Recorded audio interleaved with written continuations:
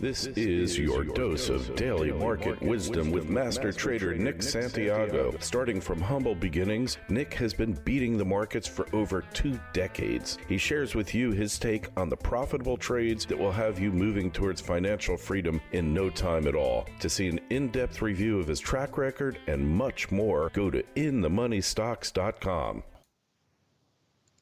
Welcome. This is your daily dose of daily market wisdom with master trader Nick Santiago. I'm Kerry Lutz. Today is 11/1/21. Well, Nick, hey, the Fed announcement, what's the significance here? Well, this is a pretty significant announcement by the Fed, simply for the fact that they have their back against the wall. Inflation is on the rise. Everybody knows it. They're even admitting it now.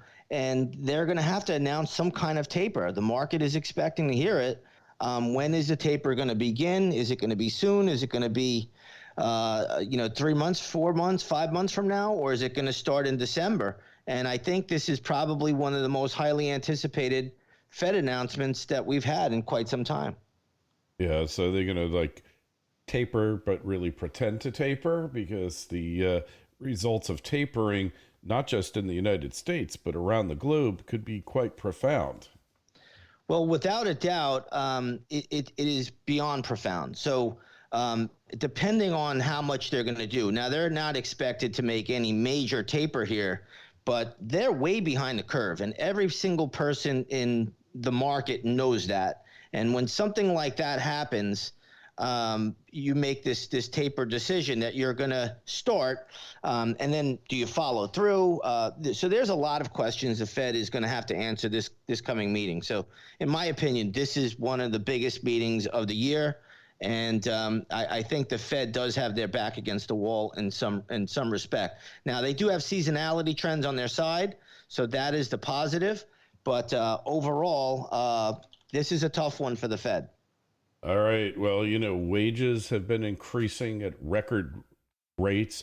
You've got people with no skills going to fast food places. Not only are they paying $15, $18 an hour, they're also giving them sign-up bonuses, Nick. Yeah, I saw that. That's what can you say? I mean, this is just a sign of the times right now. It's absolutely insane. It's unbelievable. Yeah, isn't it? And and then you got labor unrest increasing. And all these things, man, what can the Fed really do? Right? Well, that's the big question. But again, the stock market seems to be the economy to these people.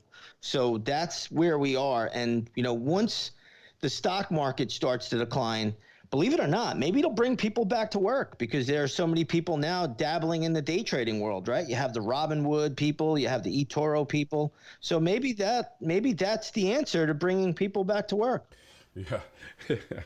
Well, higher wages will definitely do that for sure. But if a person can make more money trading Kryptos in a month than they could make at Mickey D's in a year, it's going to be difficult to get them back to the stores. Yeah, it's going to be a little bit difficult, but believe it or not, we're looking at, labor shortages everywhere. I was just over the weekend out and about. Every place is hiring here in Florida. I've never, ever seen it like this in my lifetime down here. I've never seen so many, so many jobs that can't be filled. It's quite something.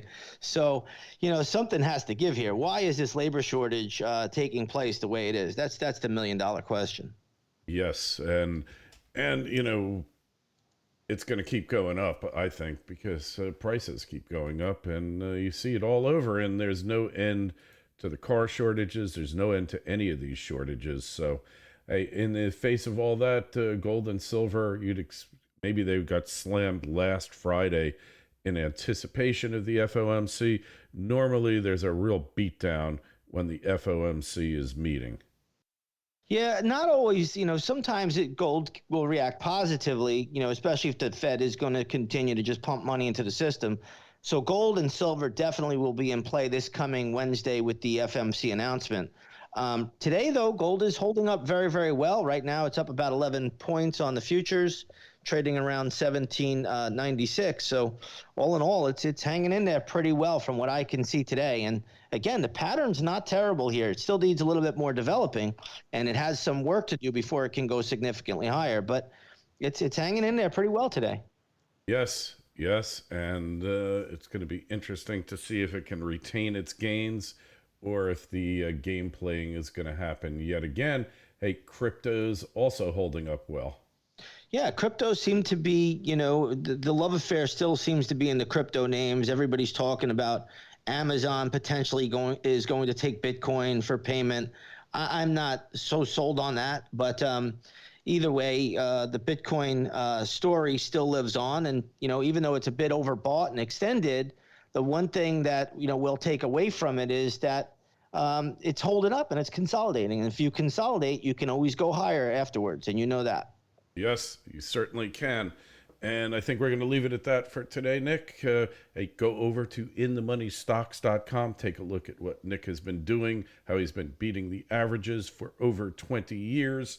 While you're at it, the Twitter feeds at ITMS, at Nick Santiago01, at Kerry Lutz. Emails are welcome at klkerrylutz.com. Nick, we will talk to you again on Wednesday. Sounds good, Kerry.